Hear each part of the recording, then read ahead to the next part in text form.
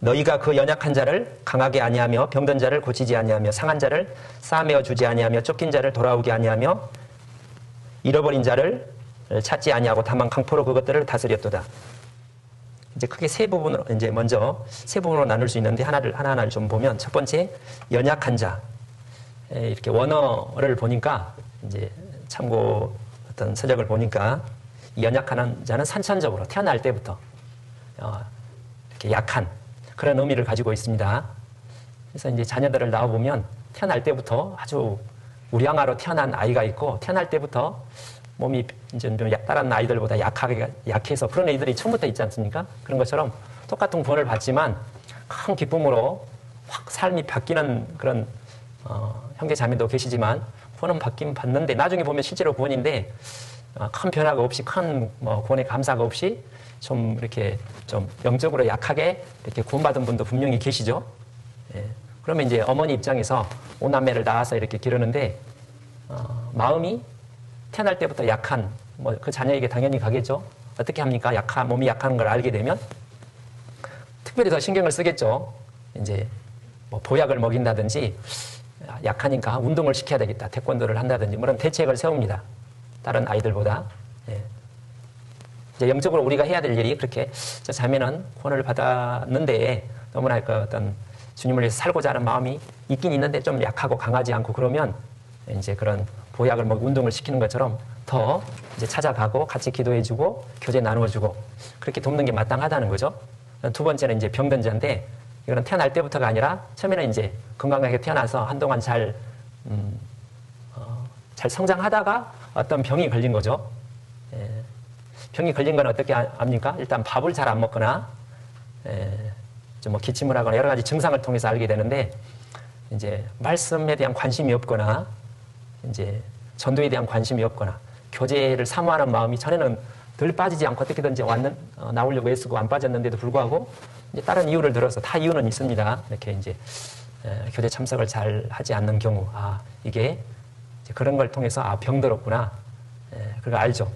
여러분 자녀들이 이제 병이 들면 엄마가 금방 알잖아요. 그럴 것 같습니다. 그럼 어떻게 합니까? 지가 알아서 지 잘못이지 이렇게 생각하는 부모는 없겠죠. 이제 일단 원인을 찾아야 되니까 병원으로 아마 데려갈 겁니다. 그래서 혹시 못 찾으면 다른 큰 병원이라도 가서 정확하게 원인을 작은 병은 금방 이제 찾아서 약 먹이면 되겠지만 좀 큰 병인 경우는 명의를 찾아서 여기저기 이제 또 좋은 약을 찾아서 아무튼 그 병을 빨리 고치려고 애를 쓰겠죠. 그래서 그 병의 증상에 따라서 합당한 말씀을 소개도 해주고 직접 상담도 전도연을 통해서 한다든지 또 좋은 그런 경험을 가지고 있는 자매를 함께 동행을 해서 교제를 한다든지 그런 방법을 통해서 이제 그 병든 형제 자매를 이렇게 이제 다시 회복할 수 있도록 도와주는 역할을 이제 임원들이 해야 되는 거죠. 근데 그렇게 안 했다는 겁니다. 그 다음에 상한 자를 싸매어 주지 아니하며 이 상한 자가 보니까 어떤 다리라든지 손 어떤 신체 일부분이 부러지거나 심하게 다쳐서 자기 스스로 제 역할을 스스로 이렇게 할 일을 마땅히 할 일을 하지 못하는 이렇게 다리가 이제 이렇게 골절되거나 크게 다치면 처음에 스스로 이렇게 가고 싶어도 못 가는 거잖아요. 그리고 아프고 그런 경우입니다. 그런 경우는 이제 당연히 이렇게 이제 먼저 어떻게 해요? 그러니까 조심하라고 그랬잖아. 그렇게 할 수도 있지만 이제 아이고 아프겠네 하고 이제 어린 자녀가 넘어지 그런 과정이 일상적인 거지 않습니까? 애들이 커서 아프고 또 학교에서 오다가 넘어져서 다치거나 이런 경우가 어떻게 그럴 수가 있어가 아니라 자연스러운 성장 과정이지 않습니까? 그러면 이렇게 호호 불면서 얼마나 아팠니 하고 이제 안아주고 또 소독 아까전기 발라주고 싸매주고 그런 역할을 응급처치를 하는 거죠. 위로하고 격려하고 그걸 빠르면 빠를수록 그게 이제 좀 시간이 지나면 그게 이제 빨리 나을 수 있는 거를 오래가면 이제 곪고 더 심해질 수 있으니까 빨리 응급처치가 필요합니다. 그 다음에 이제 여기 쫓긴 자를 돌아오게 아니하며 맹수에게 쫓기는 겁니다. 양이 약하긴 하지만 도망갈 줄은 알죠. 이제 맹수보다 약해서 그런 거죠. 그래서 이제 맹수가 오면 양도 가만히 있는 게 아니라 아마 도망갈 거라고 생각을 합니다. 멀리는 못 도망가지만 이제 처음에 이제 도망가든지 목자를 부르겠죠. 이제 무서우니까 목자님 어디 계세요? 저 무서워요. 지금 맹수가 다가오고 있어요. 이런 식으로 목자가 금방 이렇게 들으면 알 수 있는 그런 애절한 목소리로 부르면서 울부짖으면서 이렇게 도망을 갈 텐데 이제 뭐 몇십 미터 못 가서 이렇게 분명히 이제 잡혀 이렇게 해서 먹히게 되는데 그렇게 쫓길 때 영적으로 사단이 이렇게 공격을 이렇게 궁지로 몰아넣을 텐데 그걸 보고 있는 목자가 이제 가까이서 또 멀리서 그걸 지켜보면 아이고 내가 그래서 물이 떠나지 말라고 했는데 저 멀리 가더만 아이고 내 말대로 됐지 혼나봐라 가니라. 그럼 그럴 리는 없죠 목자가. 그럼 어떻게 합니까? 달려가겠죠. 그래서 사무엘상 17장에 그 다윗은 아버지 양을 이렇게 돌볼 때 이렇게 사자나 곰이 와서 물어가면 달려가서 끌고 갔을지라도 달려가가지고 싸우면서 이제 그 입속에서 이렇게 양을 끄집어내고 죽기까지 싸웠다고 되어 있습니다. 아무튼 그 양이 그 맹수에게 쫓길 때 당연히 그 목자가 해야 될 목자가 아니라 양이 해야 될 일은 이제 목자한테 이제 돌아오는 일입니다. 그 다음은 이제 목자가 싸울 일은 목자가 싸우는 거고. 근데 목자한테 이제 오는 게 네가 오면 내가 도와줄게가 아니라 딱 보니까 목자도 이제 자기 나름 살려고 이렇게 몇 발짝 가게 되는데 엉뚱한 방향으로 가든지 무서우니까 당황해서 방향을 못 잡고 그러면 이제 목자가 먼저 달려서 가야 되겠죠. 그 다음에 그래서 우리는 그 주님께 돌아갈 수 있도록 주님을 의지하고 기도하고 말씀을 읽고 묵상하고 이렇게 이제 인도를 해야 되는 겁니다. 그 다음에 이제 마지막으로 잃어버린 자를 찾지 아니하고 잃어버린 자, 잊혀진 이제 이렇게 또 원어를 보니까 이제 쫓기다가 이제 이렇게 붙잡힌 거예요. 이제 먹힘을 당하기 직전 죽어가는 순간에 그런 뜻이더라고요. 보니까 죽어가는 순간에 아직 죽지는 않았는데 이제 어느 부분에 벌써 이제 물려가지고 심한 상처를 얻고 거의 이제 아주 위급한 생명이 위급한 그런 상황에 필요한 것은 이제 아까 이제 다윗의 경우 죽음을 무릅쓰고 그 맹수와 이제 싸워야 되겠죠. 보니까 가망 없다. 양이 거의 피를 흘려서 나도 좀 위험하고 싸우다가 다칠라. 그게 아니라 이제 우리 목자 되신 예수님께서 우리를 위해서 죽기까지 사랑하신 것처럼 다윗이 좋은 모범을 보여준 것처럼 또는 에레미야처럼 바울 사도처럼 최선을 다해서 의사들도 그렇지 않습니까? 이렇게 보니까 너무 유격하니까 안 됩니다. 그러는 의사는 없죠. 어떻게든지 마지막까지 좀 최선을 다해서 이렇게 좀 살리려고 애를 쓰지 않습니까? 그게 이제 우리 저를 포함한 직분을 맡은 사람들이 마땅히 해야 될 그 하나님께서 맡기신 양떼를 돌아보아야 될 일이라는 겁니다. 그런데도 불구하고 다만 강포로 그것들을 다스렸도다. 근데 이스라엘 종교 지도자들은 강포로 실제로 이제 괴롭히기도 하고 착취도 했는데 이제 우리에게 적용을 하면 강포라는 게 뭘까? 이제 공의대로 정말 어머니의 어떤 뜨거운 사랑의 마음을 갖지 않고 원리 원칙을 따라 이제 냉정한 거죠. 냉정. 예를 들어서 이제 사랑이 없는 학교, 유치원 교사들은 자기 맡은 역할만 하는 거죠. 맡은 역할만. 월급 받은 대로 제 시간에 딱 요즘 시간 끝나면 가는 거예요. 그걸 뭐라 할 사람은 없는 거죠. 근데 이제 세상에서도 특별한 사명, 아이들에 대한 사랑이 있는 사람은 뭐 학교 시간 외에도 혹시 공부가 이렇게 부족하면 개인적인 관심을 가져주고 전화도 가지고 요즘에 그런 교사들은 드물겠지만 집에도 찾아가고 그것은 무슨 어떤 의무감에서가 아니라 사랑이 있으면 그렇게 하는 거잖아요. 그래서 강포로 그렇게 다스렸다는 말씀을 우리한테 적용하면 내가 일반적으로 맡은 역할 교회 안 나오면 왜 안 나왔어요? 한번 전화를 하고 이런 교제가 어머니 교제가 있습니다. 뭐가 있습니다. 연락도 하고 그 정도로 고치는 거예요. 그러니까 뜨거운 사랑이 없는 거죠. 그게 강포로 다스렸다는 말이 아닐까 이렇게 생각을 해봤습니다. 그래서 5절에 목자가 없으므로 그것들이 흩어지며 흩어져서 모든 들짐승의 밥이 되었도다. 목자가 없으므로가 아니라 목자는 있었는데 목자가 그 역할을 주님이 기대하신 만큼 충성되이 행하지 못했기 때문에 있었는데도 불구하고 흩어져서 맹수의 밥이 되었도다. 이것을 말씀하시는 하나님 마음속에 참으로 애통한 서글픈 그 목자에 대한 분노, 그 다음에 죽어가는 이뤄진 양에 대한 안타까운 마음이 이렇게 담겨 있다고 생각을 합니다. 그래서 6절에 내 양의 무리가 높은 산과 높은 맷부리에마다 유리되었고 내 양의 무리가 온 지면에 흩어졌을 때 찾고 찾는 자가 없었도다. 6절부터 12절까지 보면 내 양이라는 말이 제가 세보니까 8번인가 나오더라고요. 그래서 내 양, 내 양. 형제 자매님들이 내 양은 아니죠. 내 형제인데 예수님께서 요한복음 21장에 내 양을 먹이라 이렇게 말씀하셨습니다. 그래서 예수님은 목숨을 희생해서 이렇게 살리신 부모가 자식을 사랑하는 것보다 더 사랑하는 그 하나님의 그 자녀를 얼마나 이렇게 뜨겁게 사랑하시는지 그 애절한 마음이 들어있는데 그게 이제 목자가 그 역할을 제대로 못하는 바람에 이제 이런 상황이 닥친 겁니다. 그래서 많은 역할 중에 첫 번째 찾고 찾는 자가 없었도다. 무관심하고 잊혀지고 일단 교제에서 좀 멀어지면 가장 먼저 해야 될 일이 찾는 겁니다. 보통 교제에 멀어지면 본인이 피하죠. 와주셔서 감사합니다. 그러면 희망이 있는데 보통 마음이 멀어지면 이제 핑계를 대고 바빠요. 다음에요. 이런저런 전도할 때 그러면 가만두나요? 그러지 않죠. 그래서 본인이 만나기 싫어하는 거는 교제가 이렇게 마음이 멀어지면 그건 어쩔 수 없는 겁니다. 그러니까 그걸 이제 이기려면 계속 기도 가운데 두드리는 거예요. 찾아가고 반복해서.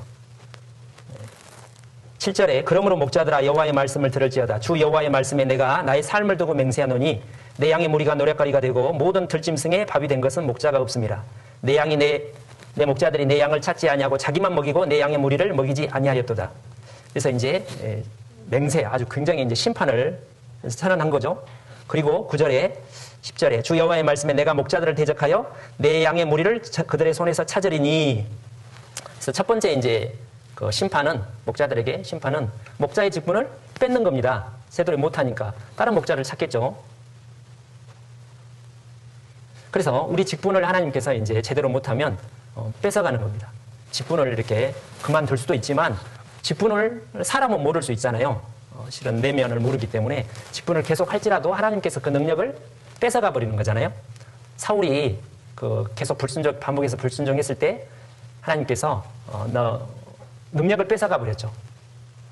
실제로 죽은 것은 한참 뒤에 이제 죽었지만 명목상은 왕이었지만 하나님 앞에 진정한 왕은 아니었습니다. 백성을 사랑하고 돌보는. 오히려 이제 다윗을 추적하고 괴롭히는 이름에 몰두를 했지 않습니까? 그런 것처럼 하나님께서 내 마음속에 처음에 나를 불렀을 때 주셨던 그 은사, 능력을 하나님께서 거둬 가르는 거예요. 두 번째로는 목자들이 양을 먹이지 못할 뿐만 아니라 그들이 다시는 자기를 먹이지 못할지라. 두 번째는 원래 이제 나에게 맡겨주신 게 여러 가지 은사를 특별히 더 주신 이유가 돌보라고 했는데 그 직분을 뺏을 뿐만 아니라 내 개인적으로도 이제 전에는 예를 들어 직분을 맡기 전에 하나님께서 하루에 이제 이렇게 1kg의 양식을 주셨다면 이제 이렇게 직분을 맡았을 때 그 일을 감당하도록 2kg, 3kg를 주셨는데 그럼 1kg로 돌아가는 게 아니라 1kg도 이제 하나님께서 혼내는 거죠. 안 주시는 거예요.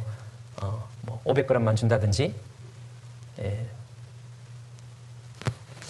그렇게 이제 하나님께서 참 비참한 거죠. 그래서 우리가 이제 어떤 직분을 맡았을 때는 복이 될 수도 있고 해가 될 수도 있잖아요. 그러죠? 양면성이 있는 겁니다. 직분을 제대로 못하면 안 하는 게 차라리 더 낫죠. 그렇잖아요? 제대로 못하면 그 책임이 크니까. 그래서 이렇게 레위기에 속죄제를 드릴 때 평면이 드리는 속죄 제물과 방백들이 제사장이 드리는 속죄 제물의 크기가 다르잖아요. 가치가. 책임이 크기 때문에. 그런데 여기서 주목하고자 하는 게 12절에 내 양을 찾아서 흐리고 캄캄한 날에 이제 흐린 날이 날씨가 좋지 않은 날 오늘은 너무 덥고 오늘은 너무 춥고 오늘은 몸이 너무 이렇게 컨디션이 안 좋고 피곤하고 또 오늘은 너무 바쁘고 오늘은 이런 이유 때문에 가야 되겠는데 뭘 할 일을 찾아보고 돌아봐야 되는데 다음에 이제 안 하는 거죠. 에스더 4장 이때 내가 만일 잠잠하여 말이 없으면 유다인은 다른 데로 말미암아 노임과 구원을 얻으려니와 너와 내 아비 집은 멸망하리라. 내가 왕후의 위를 얻은 것이 이때를 위함인지 누가 아느냐? 라고 이렇게 아주 강력하게 얘기를 했죠. 그 말을 듣고 에스더가 정신이 번쩍 들어서 이제 그 16절에 밑에 보면 금식한 후에 규례를 어기고 왕에게 나가리니 죽으면 죽으리이다. 아주 너무 유명한 아주 우리가 잘 아는 말씀인데 죽으면 죽으리이다. 이제 의미를 생각해 보면 이 왕이 부르지 않는데 나가는 것은 법을 어기는 거라고 그랬습니다. 그래서 이 법이라는 게 공의의 법칙입니다. 원칙대로 보통은 낮에 찾아가고 미리 연락을 하고 뭐 양해를 구하고 뭐 이런. 그러나 급박한데 전도할 때 어떻게 합니까? 이제 하계수양에 선한 거짓말을 통해서 데려가잖아요. 그래서 화를 지금 여행 시켜준다면서 이게 무슨 짓이냐 하면서 막 노발대발하고 그냥 가는데도 애걸복걸 붙잡잖아요. 그중에 가는 사람도 있지만 그중에 일부는 또 남아서 이렇게 하다가 구원받기도 하지 않습니까? 그게 법이 없는 거예요. 법이. 법대로 하면 그게 안 되죠. 세상 어떤 애절이나 이치로 따지면. 사랑은 우리 십자가 예수님의 주님의 사랑도 법을 뛰어넘는 거잖아요. 그래서 일반적으로 사회 관습으로 관례상 보통 일반적으로 그게 아니라 정말 주님의 사랑이 있다면 법을 뛰어넘는 거예요. 상식을 뛰어넘는 거예요. 부모들도 그렇게 절박한 상황이 들으면 평소엔 안 나오는 그런 무슨 어머니의 모성애가 이렇게 발동을 한다고 그러지 않습니까? 그게 우리에게 필요하다고 생각을 합니다. 저도 마찬가지고 흔치는 않지만 죽으면 죽으리다. 내가 혹시 죽더라도 얻어맞더라도 모욕을 당하더라도 문전박대를 당하더라도 어떤 때가 있는데 말할 때가 있고 잠잠할 때가 있는데 지혜가 필요하지만 정말 이게 이번 아니면 기회를 놓치겠다 싶으면 그것을 사랑으로 가는 거죠. 사람을 감동시키는 것은 결국 전도할 때도 그렇지만 사랑이라고. 정말 우리 조장님이 목회자가 전도인이 사랑 때문에 그 애절한 마음 때문에 그렇다는 게 이렇게 전달이 되면 그때는 안 받더라도 나중에 이제 그게 돌이키는 큰 힘이 됩니다. 그러지 않겠습니까? 그게 다시 이제 에스겔서 34장에 흐리고 캄캄한 날이라고 생각을 합니다. 그때 필요한 게 이제 사랑인 겁니다. 사랑. 그럴 때 우리가 어떤 하나님의 역사를 경험하는 거죠. 그래서 저는 개인적으로 사도행전 20장에 바울 사도가 3년이나 밤낮 쉬지 않고 눈물을 흘리며 방문했다. 이렇게 얘기했지 않습니까? 제가 선교지 있을 때 그 전에도 좀 그랬지만 그게 어떤 표준이었습니다. 다른 다른 임원들은 뭐 전도인들도 실제 저도 그렇게 잘 못하죠. 근데 우리 표준은 다른 우리 담당 전도인은 다른 뭐 구역장님은 아니라 표준이 우리 예수님이지 않습니까? 성경 말씀이고 밤낮 3년이나 저도 개인적으로 보통 3년을 찾아가면요. 한 이렇게 교제 가운데 떨어진 분이 한 10명이 있다 그러면 3년을 그런 식으로 하면 그 가운데 많은 3년이라는 말이 많은 우여곡절이 있습니다. 처음에는 이제 연락도 안 하고 안 좋은 소리도 하고 근데 이제 한 몇 달 지나면 또 마음이 아프니까 또 찾아가고 또 이제 연락을 하면 또 그만뒀다가 또 찾아가고 그러면 10명 중에 2-3명을 제외하고는 대부분 결국 돌아옵니다.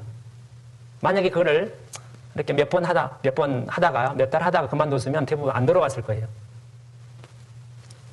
조금만 더요. 에스겔 34장 보시면요. 13절입니다. 그래서 이제 예수님께서 그 양들을 찾아서 이제 이렇게 잘 먹인다는 말씀을 13~14절에 하게 되는데 14절에 좋은 꼴로 먹이고 그 우리를 이스라엘 높은 산 위에 두리니 그것들이 거기서 좋은 우리에 누워 있으며 이스라엘 산 위에서 살찐 꼴을 먹으리라. 하나님이 이제 예수님께서 축복하시는 건데 그러니까 양을 예수님께서 잘 보살피셨으니까 예수님은 내가 주님의 기뻐하시는 일을 행함으로 항상 행함으로 나를 혼자 두지 아니했다는 것처럼 하나님께서 은혜를 주시는데 그 은혜가 어떤 은혜겠어요? 하나님이 나와 함께 하신다는 확신, 더 풍성한 말씀과 주님 더 가까워지는 겁니다. 그렇죠? 우리가 그 역할을 잘 감당했을 때 그런 축복을 주십니다. 그래서 잠언 27장에 양떼를 마음을 두고 항상 양떼에 마음을 두고 잘 관리를 하면 그 양이 먹을 것을 많이 주는 것처럼 하나님께서 그러니까 잘못하면 뺏어가지만 잘하면 더 주시는 거죠. 요한복음 14장에 내가 나를 사랑하면 내 계명을 지키리라. 내가 나를 사랑하느냐? 예수님이 요한복음 21장에 우리가 주님을 사랑한다면 하나님께서 맡겨주신 그 직임을 충성되이 최선을 다해서 행하겠죠. 근데 또 똑같은 요한복음 14장 23절에는 사랑하면 계명을 지키리라고 그랬고 계명을 지키면 내가 너를 사랑하여 너에게 나를 나타내리라. 사랑하니까 내가 그 일을 감당하는데 감당을 잘하면 더 하나님의 사랑을 나타낸다는 거죠. 하나님의 사랑을 우리가 알고 싶은 것이 우리 소원이지 않습니까? 예. 이게 이제 선순환이 되는 겁니다. 근데 사랑하는데도 불구하고 안 할 수도 있습니다. 사랑을 하는데 이미 있는데 부모도 마찬가지로 사랑이 있는데 이런저런 핑계로 다음에 제대로 못 이렇게 자녀를 돌보는 경우도 있을 수 있는 것처럼 사랑한다면 순종을 하고 또 그걸 최선을 다해서 부족하지만 순종을 하면 또 사랑을 받고 그게 우리에게 주신 우리 직분을 맡은 우리들에게 주신 축복이라고 생각을 합니다. 디모데후서 이제 조금만 보겠습니다. 디모데후서 1장에 디모데후서 1장 6절입니다. 그러므로 내가 나의 안수함으로 내 속에 있는 하나님의 은사를 다시 부릴 듯 하기 위하여 너로 생각하게 하노니. 아까 디모데전서 4장 14절에는 이제 디모데에게 처음에 안수를 받을 때 그 은사를 잘 이렇게 잃지 말고 잘 관리를 하라고 하는데 디모데후서 마지막 바울서 신의 마지막 부분에는 디모데에게 이제 그 은사를 다시 부릴 듯 일으키기 위해서 뭘 하라고 생각하라, 생각하게 하라. 생각을 하는 겁니다. 그래서 이제 연말 이렇게 이제 임원을 그만두신 분도 있고 계속 하신 분도 있고 새롭게 맡으신 분도 있겠지만 처음에 하나님께서 나를 불러주실 때 긴장됐던 두렵고 떨리는 감사하는 마음 정말 열정을 가지고 내가 이 일을 하겠습니다. 다짐했던 그것을 고만치가 아니라 더 뜨겁게 구하는 겁니다. 구하면 주신다고 되어 있지 않습니까? 그래서 가장 위험한 게 그전에 하던 대로 내가 작년에 지금까지 몇 년 동안 뭐 이 정도 그 정도로 하면 작년에 하던 대로 하면 잘하는 거예요? 못하는 거예요? 우리 신앙은 후퇴해도 안 되지만 제자리 걸음해도 그게 죄죠. 진보하라고 되어 있습니다. 이들이 계속 성장하는 것처럼 신앙도 계속 성장하는 거예요. 어떻게 보면 선교지에 비해서 여기 서울교 형제 자매님들은 뭐 군받은 지 대부분 10년 이상 길게는 20년, 30년 된 분도 그 이상도 계시고 그러니까 선교지에 군받은 1년, 2년, 3년 있는 보다는 뭐 말씀도 알고 다 알아요. 잘 하는 것 같죠. 그래서 실제 보면 뭐 교제에 이렇게 크게 이제 이렇게 병들거나 영적으로 그런 분들이 없는 것처럼 보이잖아요. 뭐 알아서 잘 오고 정말 그럴까요? 이런 생각을 해봤습니다. 자녀들이 2살, 뭐 1살, 2살, 3살 아주 갓난한 어린 아이들이 있는데 그 역할을 말을 뭐 2살인데 3살인데 말을 못하면 굉장히 당황스러워서 원인을 찾기 위해서 노력을 합니다. 그러면 이제 한 10살, 뭐 15살 되면 말 못하는 애들은 없겠죠. 말도 하고 다 하는데 그 나이에 비해서 15년, 지금 15살이라는 나이, 중학생 2학년쯤의 나이에 비해서 아직 자기 역할을 못하고 꼭 뭐 5살, 뭐 7살 나이처럼 생각을 하고 행동을 한다면 그게 정상인가요? 정상이 아니지 않습니까? 기준을 높여야 되죠, 기준.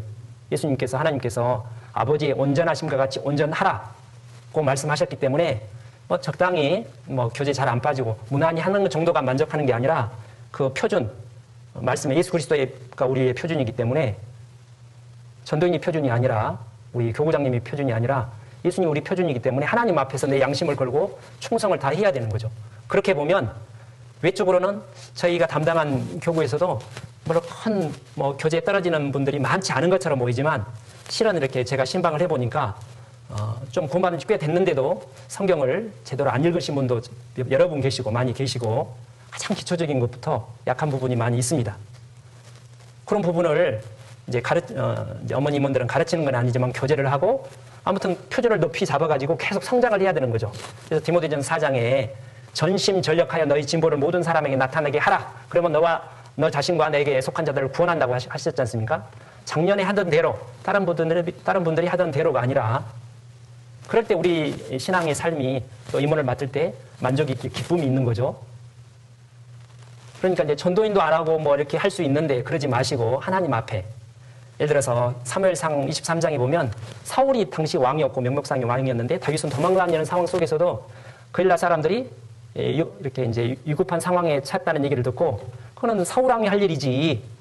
그리고 가려고 하는데 또 부하들도 막잖아요. 그 상황을 보세요. 지금 우리가 지금 언제 죽을지 뭐 쫓김을 당하는 상황인데 거기 갔다가 노출이 되면 당장 포위를 당합니다. 그런데도 불구하고 다윗이 가서 구하잖아요. 나중에 배신을 이렇게 당할 뻔 하는데도 불구하고 일단 뭐 전도인이 그렇게 안 하니까 다른 분이 안 하니까가 아니라 그런 마음을 가진 분들이 그렇게 하는 거예요. 마지막 한 구절만 보겠습니다. 마태복음 8장에 14절.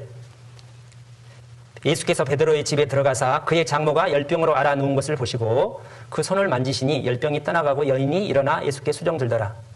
뭐 전도도 마찬가지고 이렇게 이제 신방도 마찬가지인데 전화 뭐 필요하죠. 전화도 좋지만 지금도 이렇게 6인 이하는 되기 때문에 전도할 때 전화, 뭐 문자 그런 방법도 필요한데 가장 좋은 것은 직접 만나는 거예요. 얼굴과 얼굴을 만나고 표정을 보면서 그 음성을 느끼면서 체취를 느끼면서 말을 시작하는 거죠.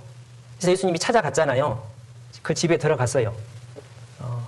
그리고 그 베드로 장모 손을 만지셨죠. 만지셨다는 말은 전염된 걸 각오하고 그 상황을 들어보는 거죠. 이제 이렇지면 어떤 사연, 어떤 마음 아픈 일이 있는지 일단 이제 내포가 형성이 되면 본인 얘기를 막 털어놓고자 하잖아요. 뭔가 누군가를 들어줄 사람을 찾으니까 듣고 같이 웃고 울고 그렇게 하면서 이제 말씀을 같이 듣자. 또 같이 기도하자, 교제 참석하자 이렇게 하는 거죠.